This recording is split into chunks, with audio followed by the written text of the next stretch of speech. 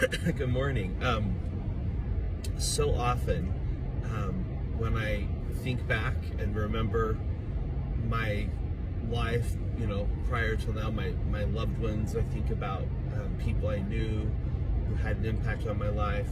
One of the themes that often I find is that things that at the time seemed really to be annoying or difficult or frustrating or stupid, that now with some years of perspective and I look back, they suddenly are meaningful.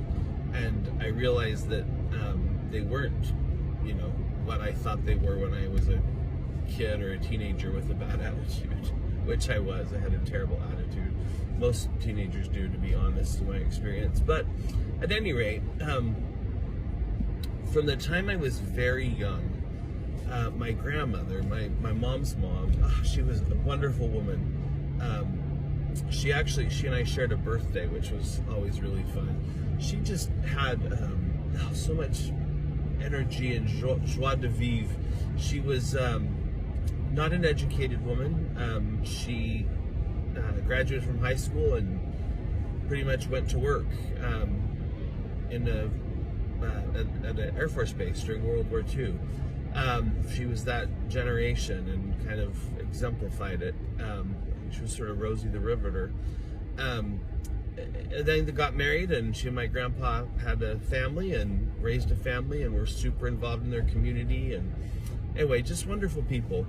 My grandma loved music. She loved to sing. She hadn't had training or lessons or anything, but she loved music, and she learned enough that she could kind of pick things out on the piano a little.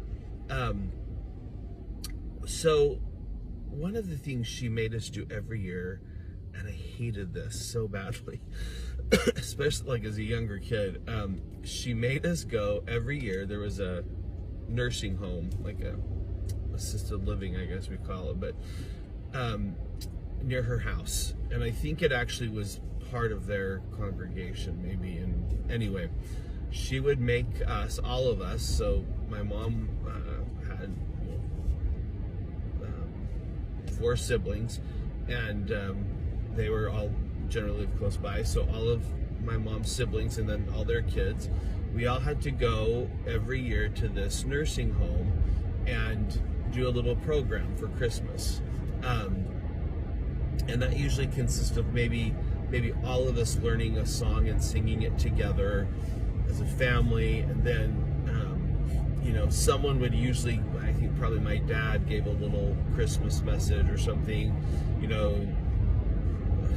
I would sing a solo or play the piano, or my cousins might sing too, or anyway, we all did little, so it was like one big act and then kind of our own little thing. And oh my goodness, how I hated this. I dreaded it every year. The nursing home always smelled really bad.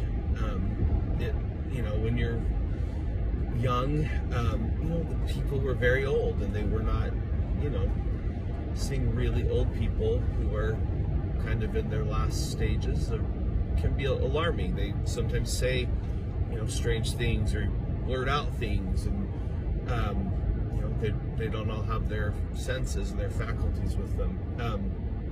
That's hard to be around, especially when you're young and you don't really understand it. Anyway, we had to do this every year, year after year after year after year, and oh my goodness, I just hated it, and I never stopped hating it.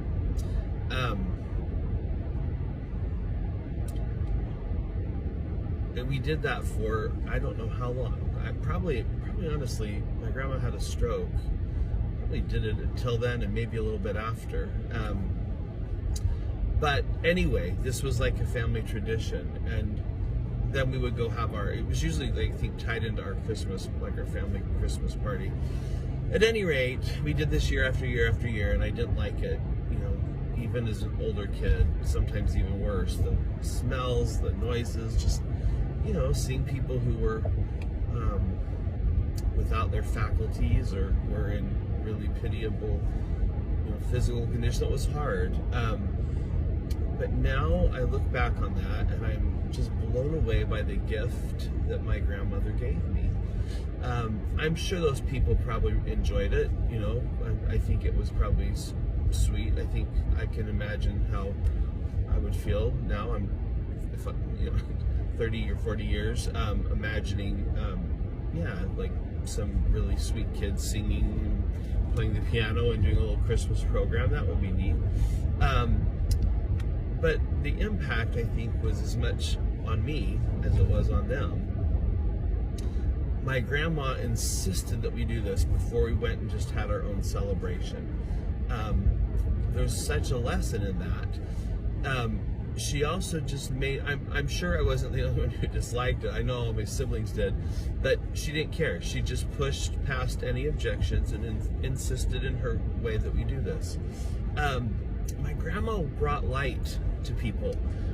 She brought joy to people in her own little realm, and it was a small little realm, tiny little town, a little nursing home in a small town, and yet that was her place. That was what she did.